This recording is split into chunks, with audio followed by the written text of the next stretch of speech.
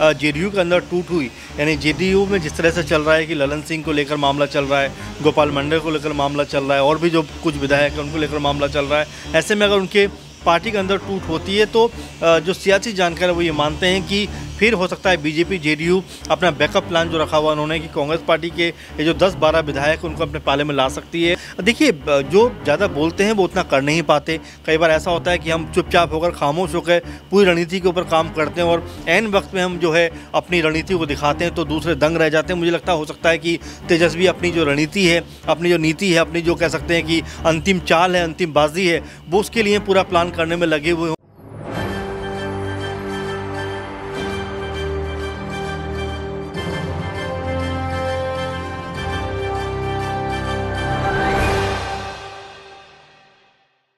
नमस्कार, मैं दौलत शर्मा और आप देखना शुरू कर चुके हैं SPN9 न्यूज़ और स्वागत है आप सभी का हमारे खास कार्यक्रम सिंहासन 2024 का। मैं सिंहासन 2024 के लिए लगातार सभी पार्टियां एक लड़ाई लड़ती हुई नजर आ रही हैं कि चुनाव में सबसे आगे उनको आना है, सबसे ज़्यादा लोकसभा सीटें उनको अपनी पार्टी के लिए लेनी है। और ऐसे में आप देखेंगे कि चुनाव से पहले और उससे भी पहले हमने देखा कि लगातार दल बदल की राजनीति शुरू हो गई। सबसे पहले और सबसे बड़ा उदाहरण यहाँ पर मिला हमें बिहार का। बिहार की राजनीति किस तरीके से उथल पुथल हुई वो सब आपके सामने है कि जहाँ पर इंडिया अलायंस जिसमें विपक्ष के 28 घटक दल थे, 28 दलों का ये मजबूत गठबंधन जो कहीं ना कहीं भारतीय जनता पार्टी को बड़ी टक्कर दे सकता था। हालांकि बड़ी टक्कर देने की बात की जाए, भले ही यहाँ पर तीसरा टर्म बीजेपी अपना कर लेती, लेकिन यहाँ पर एक बड़ा विपक्ष बनकर वो सामने आती। लेकिन ये मौका कहीं ना कहीं वो खोते हुए नजर आए। सीट शेयरिंग नहीं हो पाई, यहाँ पर एक पार्टी दूसरी पार्टी सुनने को राजी नहीं है। टीएमसी कांग्रेस और आम आदमी पार्टी की बरसों पुरानी लंबी लड़ाई यहाँ सामने आ गई। अगर किसी को आगे बढ़ाया गया तो किसी और को चिंता हो गई कहीं इनके चक्कर में मेरा नाम ना कट जाए। और ये हमने तब देखा कि जब यहाँ पर ममता बनर्जी और आम आदमी पार्टी के मुखिया अरविंद केजरीवाल ने प्रधानमंत्री के तौर पर जब नाम यहाँ पर मल्लिकार्जुन खड़गे को बताया तो यहाँ पर सबसे पहले तकलीफ नीतीश कुमार को हुई। नीतीश कुमार तभी से नाराज चल रहे थे। हालांकि मीडिया में बयानबाजी करने के लिए लगातार नीतीश बाबू कह रहे थे हम नाराज नहीं हैं, कोई पद नहीं चाहिए, लेकिन उनकी नाराजगी यहाँ पर बीती जनवरी में सब बाहर आ गई कि वो कितना नाराज हैं, कितना खुश हैं, उनको कितने पद की लालच है, उनको कितने पद की लालच नहीं है, सब ये बाहर आ गया जब उन्होंने फिर दोबारा एनडीए के साथ गठबंधन कर लिया, ये कहने के बाद कि मर जाएंगे लेकिन उनके साथ नहीं जाएंगे। और अब वहीं जाकर उन्होंने अपना कहा जाए तो सरकार अपनी बना ली और वहीं जाके फुल स्टॉप मारा है ठीक लोकसभा चुनाव 2024 से पहले। यानी जो बात हमने शुरू की थी कि यहाँ पर दल बदल की राजनीति शुरू हो गई है और सब अपना और अपनी पार्टी का फायदा चाहते हैं और उसी फायदे के लिए नीतीश कुमार ने इंडिया अलायंस जो बीजेपी को टक्कर दे सकता था उसको छोड़ खुद एनडीए के साथ आकर जुड़ गए। लेकिन अब तमाम सवाल यहाँ पर खड़े हो चुके हैं क्योंकि तेजस्वी यादव इस सब टूट फूट के बाद चेतावनी दे चुके हैं कि नीतीश बाबू समझ जाइए, अभी खेल मैंने नहीं खेला, जब मैं खेल खेलूंगा तो बड़ा खेल यहाँ पर होने वाला है। यानी बिहार की राजनीति में फिर से एक बड़ी उथल पुथल देखने को मिल सकती है। यहाँ पर आंकड़ों की बात करें तो आरजेडी है, यहाँ पर और भी कई अन्य छोटे दल हैं जिनको आरजेडी अपने साथ जोड़ सकती है। और अगर लालू प्रसाद यादव अपनी चुप्पी तोड़ देते हैं, अगर लालू प्रसाद यादव घर से बाहर निकल के नेताओं को एकजुट करने पर आ जाते हैं तो हम मान सकते हैं कि चिराग पासवान और मांझी जैसे नेता भी तुरंत लालू के साथ आ सकते हैं। ये ताकत यहाँ पर लालू की राजनीति की बताई जाती है और ऐसे में तेजस्वी यादव को फिर से यहाँ पर मुख्यमंत्री का पद मिल सकता है, जिसको लेकर वो भी व्याकुल है, बहुत ज़्यादा व्याकुल थे। जब 2022 में ये अलायंस बना था तब से ही यहाँ पर वो व्याकुल थे कि उनको सीएम पद मिल जाए, लेकिन वो उप मुख्यमंत्री ही बने रहे क्योंकि नीतीश कुमार के अलावा बिहार में कोई ये पद उनसे ले ही नहीं सकता। वो इसको 9 बार साबित कर चुके हैं मात्र 5 विधानसभा चुनावों में। लेकिन अब बात यहाँ पर यह आ रही है कि कांग्रेस के 12 विधायकों ने पूरी तरीके से यहाँ पर खिचड़ी पकाई हुई है,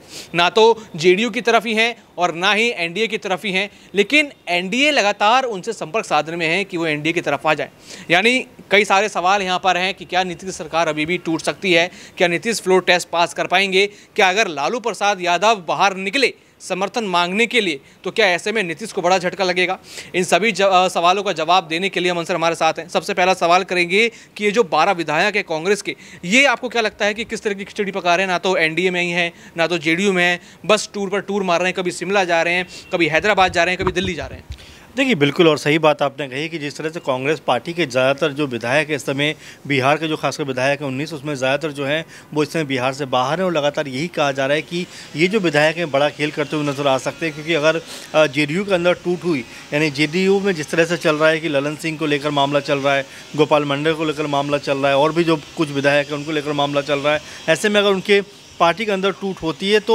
जो सियासी जानकार है वो ये मानते हैं कि फिर हो सकता है बीजेपी जेडीयू अपना बैकअप प्लान जो रखा हुआ उन्होंने कि कांग्रेस पार्टी के ये जो 10-12 विधायक उनको अपने पाले में ला सकती है और यहाँ पर अपनी सरकार बचा सकती है। इस तरह का पूरा प्रोसेस चलता हुआ नज़र आ रहा है। लेकिन ये पूरे के पूरे माहौल पर हम नज़र डालें तो वाकई ऐसा लगता है कि जो तेजस्वी यादव हैं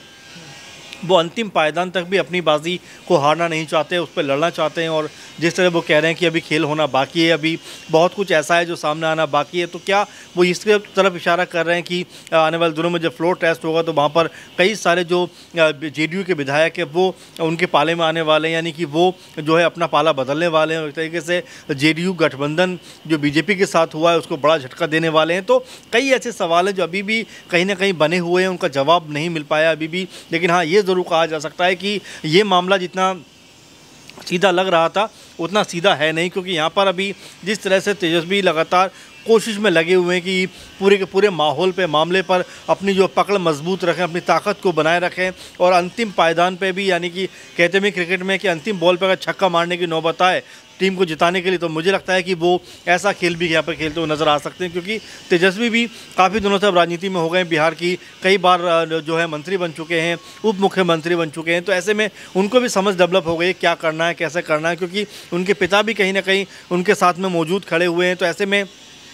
वो भी लगातार एक जो कह सकते हैं बिसात है, जो राजनीति की बिसात होती है, शतरंज की बिसात होती है, वो पूरी तरह बिछाते हुए नज़र आ रहे हैं। क्योंकि लगभग 116-118 का आंकड़ा तो आरजेडी के पास है। ऐसे में अगर 5-10 विधायक यहाँ से वहाँ हुए तो आप ये मानकर चलिए कि आरजेडी जो है वो जेडीयू को फ्लोर टेस्ट के अंदर पटकनी देता हुआ नज़र आएगा। क्योंकि लगातार बहुत सारे लोग ये बात कहते हुए नज़र आ रहे हैं कि जिस तरह की खामोशी कई बड़े नेताओं ने चुनी है,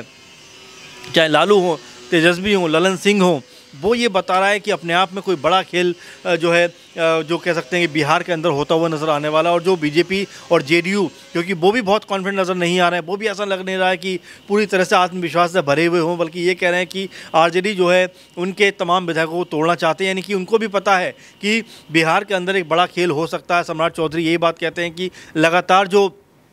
बीजेपी या फिर जो जेडीयू के लोग हैं उनको, जो एमएलए हैं, उनको आरजेडी की तरफ से तोड़ने का प्रयास किया जा रहा है। यानी कि उनको पता है कि अगर थोड़ा बहुत भी इधर उधर हुआ, अंतर बहुत कम है, चूँकि 2-4-5 सीटों का अंतर है, तो ऐसे में जो जेडीयू और बीजेपी का जो गठबंधन बना है उसको एक बड़ा झटका लग सकता है। और यहाँ पर आरजेडी जो अभी भी सत्ता से बाहर हुई है वो एक बार फिर से दौलत सत्ता के अंदर आ सकती है।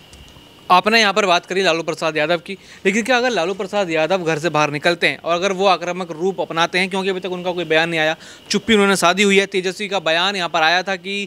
खेल होगा, लेकिन अगर वो खेल करने पर लालू प्रसाद यादव आ जाएं तो क्या आपको लगता है कि हम और चिराग पासवान जैसी जो पार्टियाँ हैं वो तुरंत उनके पाले में आ जाएंगी? देखिए, बिल्कुल, और हम को लेकर तो पहले भी मामला चल रहा है कि जिस तरह से जीतन मांझी लगातार अपना पाला बदलते हुए नज़र आ रहे हैं और लगातार जो बयानबाजी कर रहे हैं, कभी कहते हैं कि मुझे 2 मंत्री पद चाहिए, कभी कहते हैं मुझे तो मुख्यमंत्री बनने का ऑफर था, कभी कहते हैं कि मैं नीतीश कुमार के साथ में खड़ा हुआ हूँ, कभी कहते हैं मुझे कांग्रेस पार्टी से फ़ोन आया। तो अपने आप को वो भी तय नहीं कर पा रहे हैं भूमिका में क्या करने वाले हैं। उन्हीं को लेकर भी लगातार ये कहा जा रहा है कि हो सकता है कि ऐन वक्त चुनाव, जो फ्लोर टेस्ट के ऐन वक्त, वो भी एक बड़ा गेम खेलते हुए नजर आए। क्योंकि जिस तरह से उनको एक कह सकते हैं मंत्री मिला है उनकी पूरी 4 विधायकों की टीम से, तो वो नाखुश है, कह रहे हैं कि भाई मेरा 1 रोटी में पेट नहीं भरता, कम से कम 2 रोटी तो मुझे मिलनी चाहिए। तो कहीं ना कहीं वो इशारों में बता रहे हैं कि अगर बीजेपी और जेडीयू गठबंधन है उनके लिए 2 मंत्री नहीं दिए, उनके 2 मंत्री जो एमएलए हैं उनको मंत्री नहीं बनाया, तो ऐसे में वो भी एक बड़ा भूचाल जो है राजनीति में ला सकते हैं। क्योंकि जीतन राम मांझी के पास 4 सीटें हैं,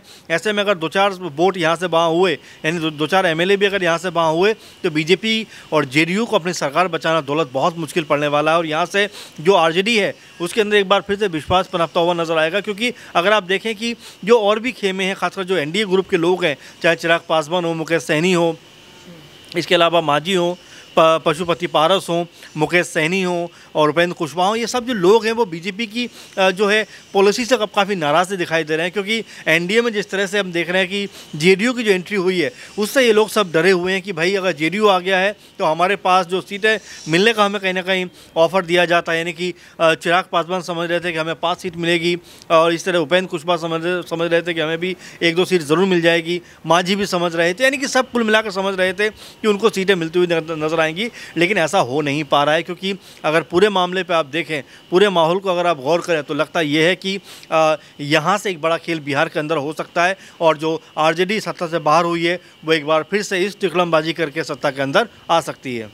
यहाँ पर एक आखिरी सवाल करेंगे कि क्या अगर फ्लोर टेस्ट यहाँ पर होता है, वैसे तो 12 तारीख को फ्लोर टेस्ट यहाँ पर होना है, वो क्या बड़ी वजह हो सकती है कि यहाँ पर नीतीश के कदम इस फ्लोर टेस्ट के हो सकते हैं? क्या आसपास की जो उनकी पार्टी हैं उनकी वजह से हो सकता है, या फिर यहाँ पर तेजस्वी यादव सही में कोई खेल यहाँ पर खेल सकते हैं? क्या ऐसा कारण हो सकते हैं कि इस फ्लोर टेस्ट में उनके फेल होने के चांस हो सकते हैं? देखिए, एक बात तो ये है कि तेजस्वी लगातार इस पूरे मामले पे चुप हैं, और कभी भी आप देख रहे होंगे कि बहुत तीखी आलोचना नहीं कर रहे हैं नीतीश कुमार की, ना ही सरकार की आलोचना कर रहे हैं, ना ही उनके विधायकों की आलोचना कर रहे हैं, और ना ही इस गठबंधन को लेकर उन्होंने ज़्यादा कुछ बोला है। तो देखिए, जो ज़्यादा बोलते हैं वो उतना कर नहीं पाते। कई बार ऐसा होता है कि हम चुपचाप होकर, खामोश होकर पूरी रणनीति के ऊपर काम करते हैं, और ऐन वक्त में हम जो है अपनी रणनीति को दिखाते हैं तो दूसरे दंग रह जाते हैं। मुझे लगता हो सकता है कि तेजस्वी अपनी जो रणनीति है, अपनी जो नीति है, अपनी जो कह सकते हैं कि अंतिम चाल है, अंतिम बाजी है, वो उसके लिए पूरा प्लान करने में लगे हुए हों, क्योंकि अंतिम मुकाबले में अगर वो जीत दर्ज करते हैं तो आप ये मानिए कि उनकी वाहवाही होना तय है, क्योंकि नीतीश कुमार ये समझ कर बैठे हैं कि उनके पास जो विधायक है वो उनके हैं। लेकिन यहाँ पर अगर तेजस्वी ने कोई बड़ा खेल कर दिया, चूँकि ललन सिंह की मुलाकात तेजस्वी से हुई थी, उसके बाद से लगातार नीतीश कुमार की आंखों में ललन सिंह खटकने लगे थे। उसी के बाद उन्होंने उनको अध्यक्ष पद से हटाया था, और ये पूरे का पूरा माहौल ऐसा बना जिसमें लगा कि ललन सिंह भी तेजस्वी को मुख्यमंत्री बनाना चाहते हैं, उनके पाले में जाना चाहते हैं, और इस तरह की तमाम बातें होती हुई शुरू उस समय हो गई थी। उसी के बाद उनको अध्यक्ष पद से हटा दिया गया। तो ऐसे में अब भी जो सियासी जानकार हैं, बिहार की राजनीति को समझते हैं, वो यही बात कह रहे हैं कि लालू का जिस तरह से ऑरा है, जिस तरह से उनको राजनीति की समझ है, हो सकता है कि वो पर्दे के पीछे से कोई बड़ा खेल करने में लगे हुए हों, और जब फ्लोर टेस्ट की बारी आए तो वहाँ पर नीतीश और कह सकते हैं कि बीजेपी का जो गठबंधन है वो धड़ाम होकर गिर जाए, और वहाँ पर आरजेडी साबित कर दे कि देखिए, लोकप्रियता के मामले में और विश्वास बहाली के मामले में लोग हमारे साथ हैं, लेकिन आप ज़बरदस्ती का गठबंधन करके कहीं ना कहीं लोगों की उम्मीदों को तोड़ना चाहते हैं, और इस तरह से हो सकता है कि आरजेडी की वापसी सत्ता में एक बार दौलत फिर से हो जाए। बिल्कुल, यहाँ पर आरजेडी की वापसी फिर से सत्ता में हो जाए, ये बात की जा रही है। और ऐसे में कांग्रेस के जो 12 विधायक हैं जो इधर से उधर जा रहे हैं, वो कहीं ना कहीं इसमें सहायक रूप उनके लिए हो सकते हैं। हालांकि आखिर से थोड़ा कम पड़ेंगे, लेकिन कहीं ना कहीं नीतीश कुमार को यहाँ पर एक बड़ा झटका दिया जा सकता है कि अगर फ्लोर टेस्ट की बात आई और अगर यहाँ पर सरकार साबित करनी होगी तो यहाँ पर नीतीश को बड़ा झटका तेजस्वी यादव और ये 12 विधायक यहाँ पर देते हुए नजर आ सकते हैं। तो देखना होगा 12 फरवरी को यहाँ पर फ्लोर टेस्ट में क्या होता है। यहाँ पर क्या नीतीश कुमार इस फ्लोर टेस्ट को पास कर पाते हैं या फिर इस फ्लोर टेस्ट में फेल होकर अपनी सरकार गंवाते हैं। बाकी और भी ऐसी खबरें जानने के लिए देखते रहिए SPN9 न्यूज़। धन्यवाद।